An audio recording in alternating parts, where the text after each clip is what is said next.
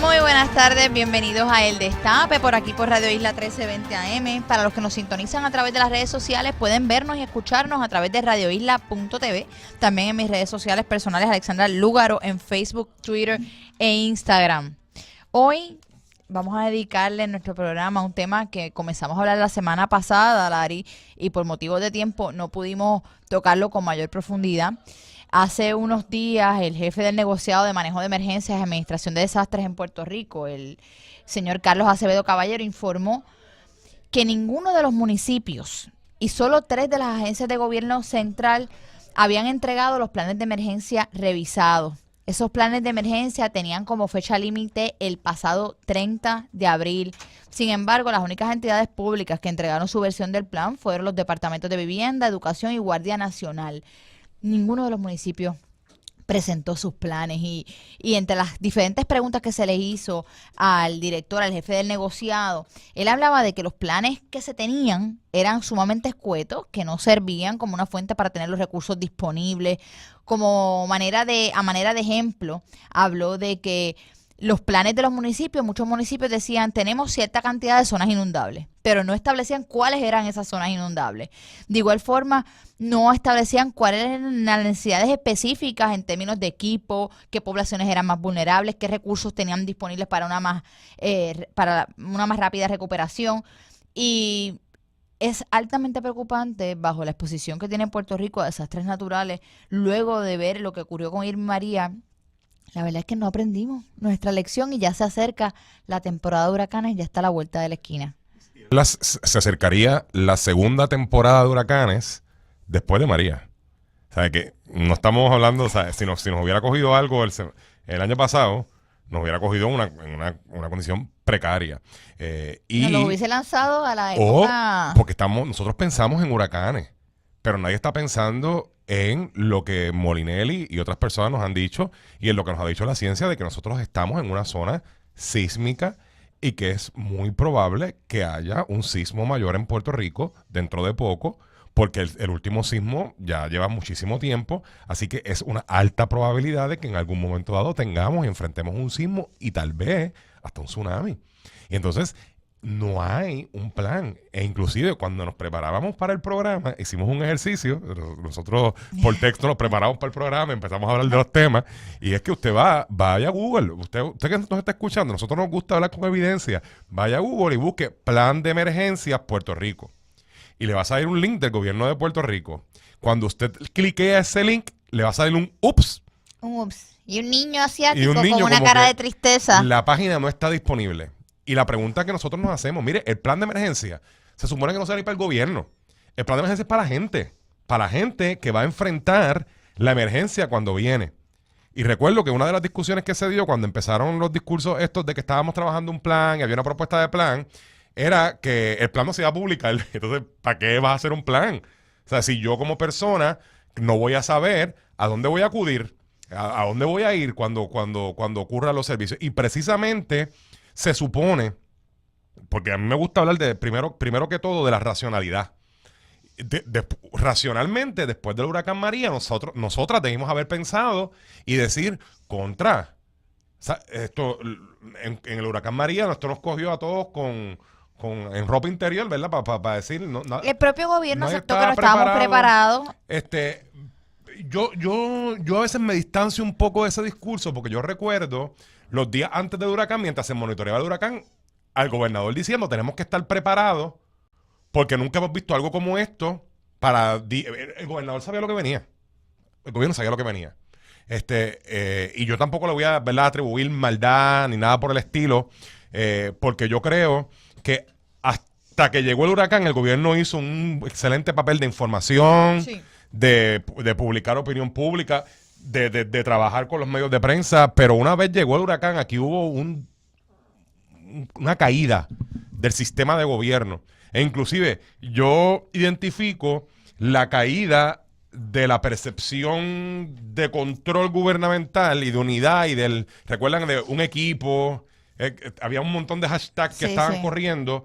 Yo identifico la pérdida de esa hilaridad, de esa unión que se daba en el gobierno precisamente cuando llega María. Cuando llega María, entonces esto se desintegró. Tú no sabías qué hora era. E inclusive, que es una de las cosas que todavía yo recuerdo con nostalgia. Yo recuerdo, porque yo fui de los privilegiados que no perdió nunca su señal de celular. Wow. ¿Verdad? Yo vivo en un área precisamente y mi compañía de celular tiene una de sus matrices cerca de mi casa. Así que yo creo, yo lo atribuyo a eso. Y entonces, al yo no perder la señal, recuerdo que en un momento dado, creo que fue primero o segundo día, yo pude textearme con la que era oficial de prensa del gobernador en ese momento y decirle, tengo a tu disposición el cuerpo de voluntarios de trabajadores sociales del país, porque el colegio siempre ha trabajado, yo era presidente del colegio en ese momento, pero a nosotros nunca más se nos volvió a llamar. Hasta que la Secretaría de la Familia nos llama. Porque sí, la Secretaría de la Familia, luego de un momento dado, porque mire, Familia perdió su edificio. Sí. Todavía Familia está funcionando en una sede alterna. Justicia perdió su sede. O sea, aquí ocurrió realmente un colapso en el sistema de prestación de servicios. Pero la pregunta que nosotros nos hacemos en este programa es ¿qué se ha trabajado desde ese momento? Porque los contratos los hemos visto, han salido contratos por un montón de cosas. Pero ¿qué se ha trabajado en un plan? Y usted, cuando comenzó el programa, bien documentó de que no hay un plan, no todos los municipios lo han integrado, no todas las agencias lo han entregado. Entonces, y una de las críticas es que estamos viendo también de que cada cual está entregando su plan. Y la idea de esto, y es lo que hemos hablado y lo que hemos criticado, es que aquí desde que pasó el huracán, porque aquí hay que, mire, si usted gobierna, usted tiene que saber mascar chicle y caminar a la vez. Es algo tan sencillo como eso. Si usted no puede mascar chicle y caminar a la vez, usted no puede gobernar.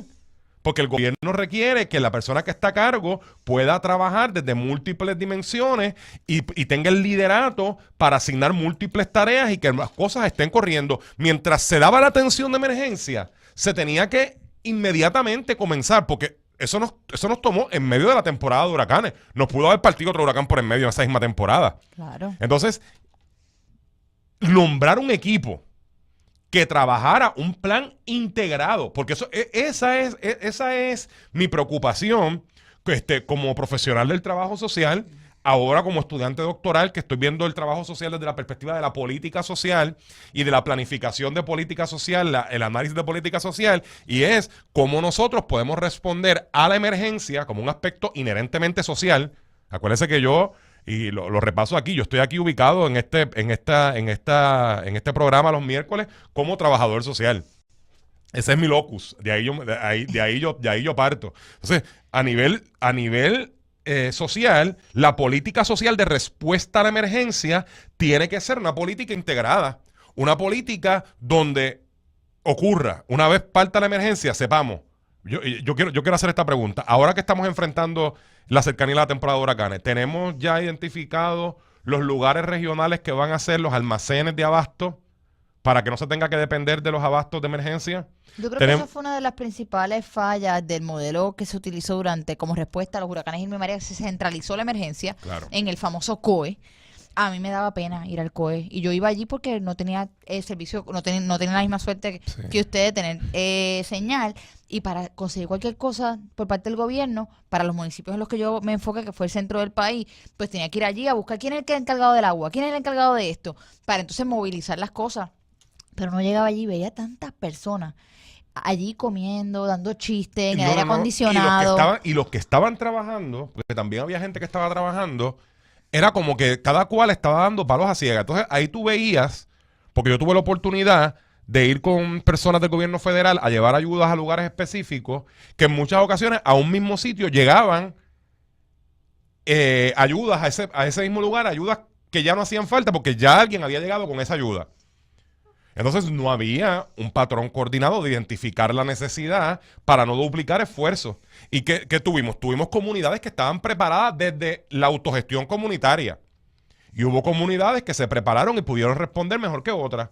Y yo escuchaba en estos días una mesa comunitaria de comunidades que pudieron tener una respuesta adecuada a la emergencia. Y yo me preguntaba, ¿pero por qué esto no se pudo replicar en todo Puerto Rico? ¿Por qué no en todas las comunidades, cuando hay una emergencia, no puede replicarse esto que pasó en esta comunidad? Porque el gobierno no puede trabajar con eso. Entonces, hemos visto esfuerzos separados. Por ejemplo, yo tengo que felicitar y abrazar al compañero Marcos Andújar de la red de albergues para niños y niñas en Puerto Rico, que inclusive voy a estar con él mañana aquí en el programa de Emily discutiendo otros temas y de Julio. que ellos produjeron un plan de emergencia para trabajar con las necesidades de los albergues de niños y de niñas en Puerto Rico. Y ellos están preparados para trabajar con esa necesidad. Ahora bien, dentro de ese plan también hay un montón de cosas que dependen de asuntos que no están bajo el control de ellos. Entonces, la pregunta que uno se hace es, ¿dónde está el plan integrado? El plan integrado para responder con servicios, porque tampoco es llevarle agua a la gente y llevarle comida. Los servicios de salud mental, ¿sabes? Y yo tengo que reconocer que muchos funcionarios, por ejemplo, yo en ese momento como presidente del colegio, nosotros ayudamos a AMSCA a montar en menos de 48 horas la estructura de un centro de prestación de servicios de crisis. Pero el centro iba a estar ubicado en San Juan. Y la mayoría, y entonces, yo que había ido a Humacao, y yo recuerdo que yo tuve que estacionar el vehículo y caminar casi una milla para llegar a la casa de mi papá porque no había paso. Y después sacar a mi papá para entonces ir a buscar para ir a ver a mi hermana y ver cómo estaba mi hermana. Y eso fue otro trayecto más.